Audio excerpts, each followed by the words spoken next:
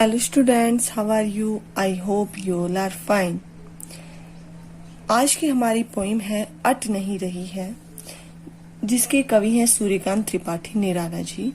सूर्यकांत त्रिपाठी निराला जी भावनात्मक प्राकृतिक रचनाओं के लिए मशहूर है। हमारी पाठ्य पुस्तक में इन्होंने दो कविताओं की रचना की है, एक तो है उत्साह और दूसरी है अट नहीं रही है। उत्साह पर एक वीडियो बन चुकी है। दोनों पोइम अलग अलग चीजों के बारे में बता रही है। उत्साह कविता एक आह्वान गीत है बादलों को दुख रूपी जल को सुख रूपी जल से तृप्त कर सके, अर्थात लोगों में नव चेतना विकसित कर सके, ऐसा कवि निराला जी ने बादलों से आह्वान किया है। अब बात आती है अट नहीं रही है। यह प्रकृति प्रेम को समर्पित एक कविता है। प्रकृति प्रेम छायावादी कवियों का प्रमुख विषय रहा है। इस कविता में फागुन मास की शोभा का वर्णन किया गया है। फागुन मास कब होता है? फागुन मास फरवरी के अंतिम 2 हफ्तों में और मार्च के दो पहले हफ्तों में होता है। ठीक है। फागुन महीने में वसंत ऋतु का आगमन होता है। वसंत ऋतु के आगमन के कारण प्राकृतिक सौंदर्य बहुत ज्यादा बढ़ जाता है। सब ओर हरियाली छा जाती है, चारों तरफ फूल खिल जाते हैं, जिससे वातावरण में खुशबू फैल जाती है। कहा जाता है कि जब मन प्रसन्न हो तो हर तरफ फागुन का ही सौंदर्य और उल्लास दिखाई पड़ता है, अर्थात जब मनुष्य खुश होता है तो उसे सब जगह खुशनुमा मिजाज या खुशनुमा वातावरण ही नजर आता है, वो ही उसे अच्छा लगता है।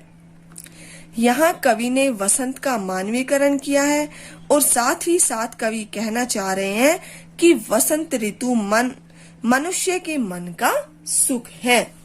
तो आइए शुरू करते हैं हमारी पोइम अट नहीं रही है। अट नहीं रही है आभा फागुन की, तन सट नहीं रही है। अट अर्थात समा नहीं रही है आभा चमक फागुन मास की, तन उसके शरीर पर सट समा नहीं रही है।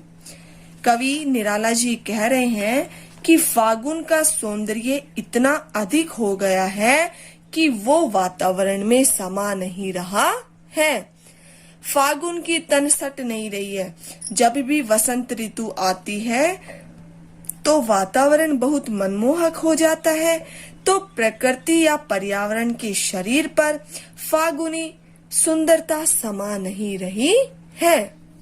कहीं सांस लेते हो घर घर भर देते हो, उड़ने को नभ में तुम पर पर कर देते हो।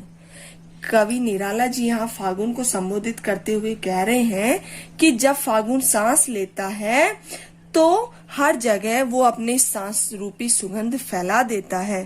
वसंत को एक इंसान की तरह प्रस्तुत किया गया है। क्यों?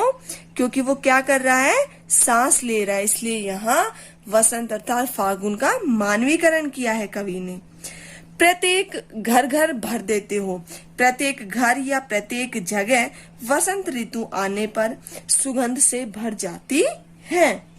उड़ने को नभ में तुम पर पर कर देते हो। नभ अर्थात आकाश में। और कवि कहते हैं कि फागुन पंख लगाकर उस समय ऐसा लगता है मानो वह आकाश में उड़ रहा है। उस समय ऐसा प्रतीत होता है कि कोई सुनहरा पक्षी आकाश में उड़ रहा हो। क्यों? क्योंकि कवि का मानना है कि फागुन मास के आते ही पक्षियों के जीवन में क्रियाशीलता अधिक तेजी से उत्पन्न हो जाती है। आंख हटाता हूँ तो हट नहीं रही है। और कवि क्या कह रहे हैं? कवि वसंत की सुंदरता को बताते हुए कह रहे हैं कि वसंत की सुंदरता ही इतनी अधिक फैली हुई है कि हर तरफ हरियाली छाई हुई है, फूल खिले हुए हैं, वातावरण मनमोहक हो रहा है, पक्षी चहक रहे हैं कि यदि मैं वहां से अपनी आंखें तो हटा रहा हूँ, लेकिन उस वसंत की सुंदरता के कारण मेरी आंखें उस सौंदर्य से हट नहीं रही है। पत्तों से लदी डाल, कहीं हरी कहीं लाल, कहीं पड़ी है उर्मे, मंद गंध पुष्प माल, पाट पाट शोभा श्री पट नहीं रही है। कवि बता रहे हैं कि पत्तों से लदी डाल, डाल अर्थात डालियां, कि वसंत ऋतु के आगमन के कारण, वसंत ऋतु के आ जाने के कारण जो पेड़ों की डालियां हैं वो नए नए पत्तों से लद गई है, अर्थात उन डालियों में नए नए पत्ते आ गए हैं। और नए नए पत्ते कब आते हैं? जब पुराने पत्ते गिरते हैं। और पुराने पत्ते किस ऋतु में गिरते हैं? पतझड़ ऋतु में। तो पतझड़ ऋतु के बाद कौन सी ऋतु आती है? वसंत ऋतु। उसमें गिरे हुए जो पत्ते होते हैं उनकी जगह पर नए नए पत्ते आ जाते हैं, कहीं हरी कहीं लाल। और कवि कह रहे हैं कि कहीं तो वो पत्तों के रंग कैसे हैं? हरे हैं, कहीं वो छोटे छोटे लाल रंग के दिखाई दे रहे हैं। मतलब वसंत ऋतु के आने पर जो पेड़ों की डालियां हैं वो रंग बिरंगे पत्तों से लद गई हैं, कहीं तो वो पत्ते हरे हैं और कहीं लाल हैं। कहीं पड़ी है उर अर्थात हृदय में मंदगंध धीमी सुगंध से पुष्पमाल, फूलों की माला। और कवि कह रहे हैं कि जो फूलों की माला है वो किसके गले में पड़ी है?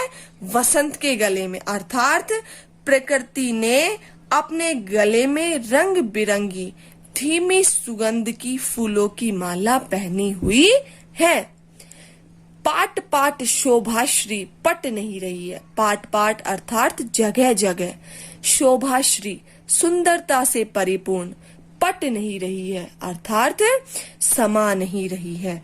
और कवि वसंत ऋतु की शोभा में बारे में बता रहे हैं कि जो वसंत ऋतु की शोभा है उसमें इतना सौंदर्य है कि वसंत ऋतु जो कि सुंदरता से परिपूर्ण है उसकी शोभा हर जगह समा नहीं रही है। अर्थात वातावरण वसंत ऋतु के आने के कारण इतना मनमोहक हो गया है कि उसकी मनमोहकता, उसकी सुंदरता पूरे जगह हर स्थान पर समा नहीं रही है।